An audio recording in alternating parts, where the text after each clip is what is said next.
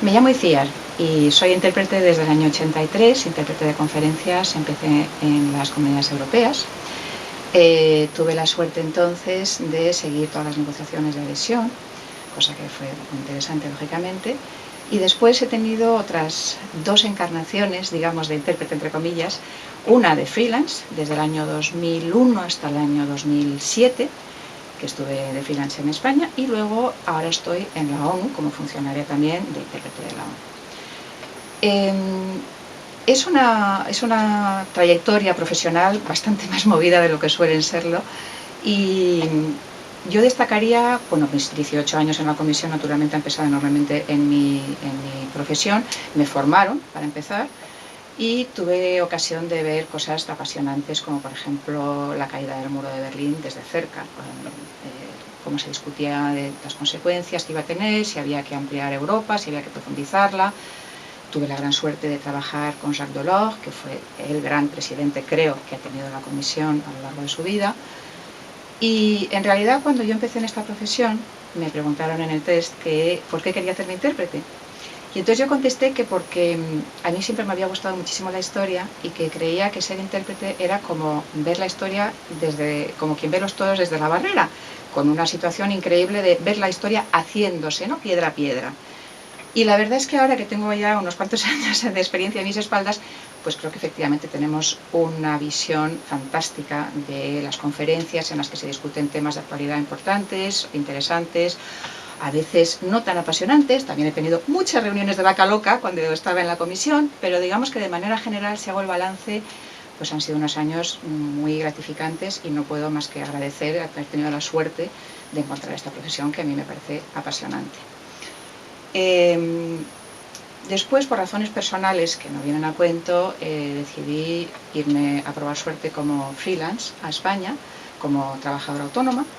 Y la verdad es que yo, que pensaba que había nacido para ser funcionaria, descubrí que ser autónomo es divertidísimo y que te abre unas puertas de mundos que no hubieras descubierto quedándote en las instituciones.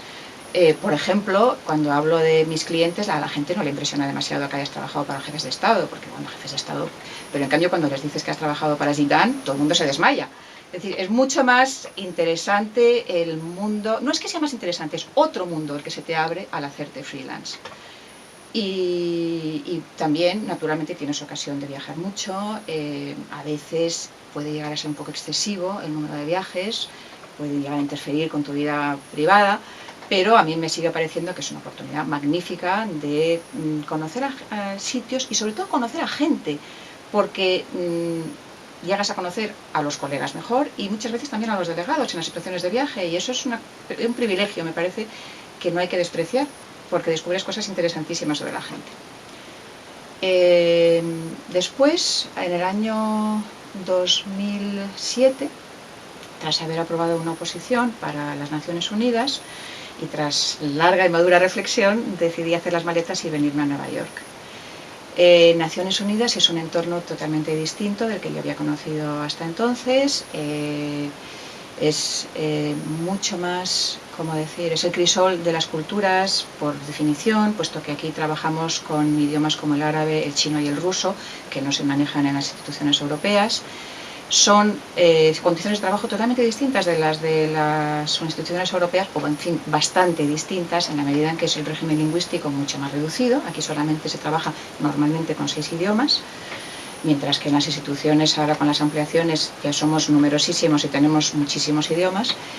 Pero el trabajo en la ONU también es muy interesante porque te toca las grandes crisis internacionales, las vives en vivo y en directo realmente cuando estás en el Consejo de Seguridad.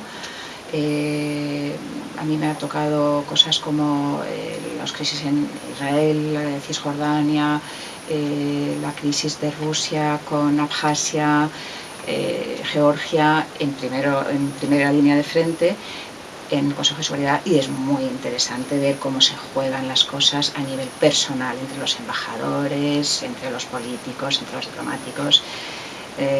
Cuántas veces ves cosas que luego no se reflejan en los comunicados de prensa ni en las conferencias de prensa. Es la petite histoire que a nosotros nos llega porque somos testigos privilegiados de esa historia en gestación. Entonces, yo creo que lo que animaría a cualquier intérprete o a cualquier joven que esté pensando en hacerse intérprete es a que enriquezca su experiencia cambiando. Creo que tenemos una enorme suerte pudiendo saltar de un país a otro, de una institución a otra. Podemos trabajar prácticamente en cualquier lugar del mundo. ¿Qué profesión tiene ese increíble lujo? Es algo que yo incito a los jóvenes y a los no tan jóvenes a aprovechar, a moverse, a conocer nuevas instituciones, nuevos medios de trabajo, nuevos lugares en los que desarrollar su vida, nueva gente. Me parece que tenemos una situación muy privilegiada respecto a casi todas las otras profesiones que yo conozco y que merece la pena probar suerte.